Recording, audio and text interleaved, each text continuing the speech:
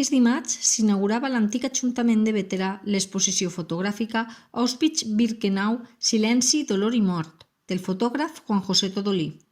Aquesta mostra estarà a les instal·lacions fins al pròxim 30 d'abril. Durant la inauguració, una guia va fer un recorregut explicatiu a través de les imatges de tota aquella etapa de genocidi. Simplemente bajaban y los separaban. Aquesta exposició ha comptat amb la col·laboració de la Delegació de Memòria Històrica de la Diputació de València en la sessió de materials com un monolit que recull els noms dels 678 valencians víctimes del nazisme i tríptics. Per a finalitzar l'acte, Jorge Alonso Iberzosa, director del Centre d'Estudis Locals de Bétera, va convidar els allí presents a l'homenatge del pròxim dissabte per als veïns víctimes del nazisme i presos en camps de concentració.